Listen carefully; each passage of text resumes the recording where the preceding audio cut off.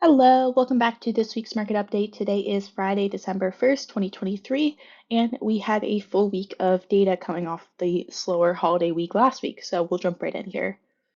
So just looking back at the performance of November was a very strong month for both stocks and bonds. We saw the Nasdaq Composite lead the rally with a gain of 10.7% here, while the S&P 500 and the Dow Jones gained pretty close, around 8.8, 8.9% monthly gains there.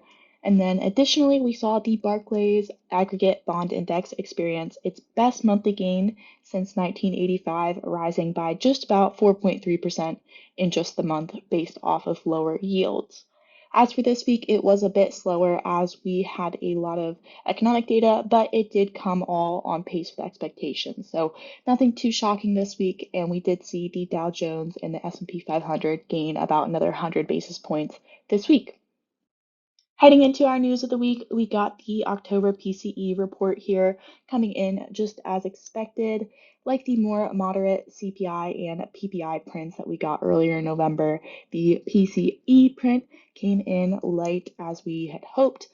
Annual PCE inflation ran at 3.0% here, you can see, while the core PCE inflation rate ran a little bit hotter at 3.5. But as you can see, these are both quite low for where we've been over the last year, and it's definitely trending down pretty strongly.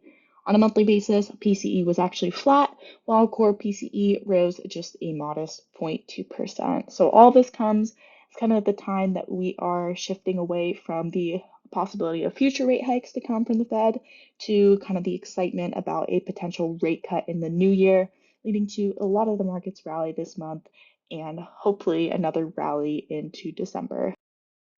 Alongside the PCE inflation report, we get an influx of other vital economic data, including the personal income, spending, and savings report here. Both personal income and spending saw an increase of 0.2% in October, while the personal savings rate increased just slightly to 3.8% in October there. So we're seeing a more moderately spending consumer, similar to what we saw in the October week retail sales data. But again, this could quickly pick up as we head into the holiday season. Really strong Black Friday day sales last week, and upcoming Christmas sales could be quite strong as well. So we'll continue to watch certain data points like this, see how the consumer is doing, especially in this holiday season. Also, this week we got the Consumer Confidence Index, which ticked up slightly here in November, slight uptick, but again, you can see a lot lower levels than where we were really, kind of pre-pandemic in terms of consumer confidence. Also, seeing an uptick was the Expectations Index, which rose from 72.7 in October to 77.8 in November, so quite a big jump there. But this Expectations Index did remain below the key threshold of 80, which historically has been involved with a recession upcoming. So, also in the survey, we saw that two-thirds of respondents perceived a recession to be somewhat or very likely in the next 12 months, which again, this is consumers, this is not the experts, but consumers are still kind of pricing in a recession in the next year or so.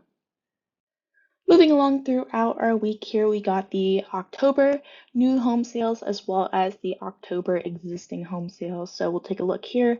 Totaled just under 700,000, a slight downtick from September here, but it did mark a 17% increase from October of 2022. So increase in volume compared to a year ago. And honestly, most of this is just attributed to this buildup of new homes being built in kind of 2022, the later half of it. And so those homes have entered the market kind of at one of the worst times to be a new home seller, but they did enter the market. And obviously, you can see here really strong data compared to a year ago in terms of volume. But when you look at the median sales price, it did fall to $409,000, which was a 17.6% decline in price from a year ago. So higher volumes and lower prices in the new home sales market. So really interesting stuff as we look at consumer logistics and kind of what different influences on the consumer and on the residential real estate market that we want to look out for. On the other hand, we also got October existing home sales data, which totaled 3.8 million just about here, which marked also a decrease from September on a month-over-month basis and a decrease actually on a year-over-year basis, almost 15% there. We also saw inventory is sitting on the market longer, so kind of taking a little bit longer for houses to sell, and the median sales price saw a more moderate gain of 3.4% compared to a year ago. So ultimately, lots of differences in between the new home sales markets and the existing home sales markets, but we are seeing kind of the influence of higher interest rates flow through both of those sectors as prices have been either moderating in inflation. Here you can see, a very moderate 3.4% inflation rate in the median sales price of an existing home, while we actually saw deflation in the price of a new home compared to a year ago.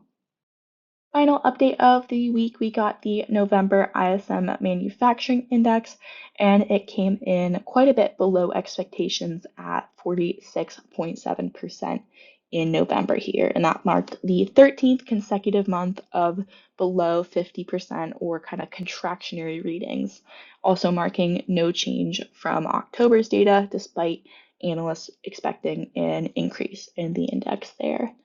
Also noted in the survey, respondents said that demand has remained pretty soft.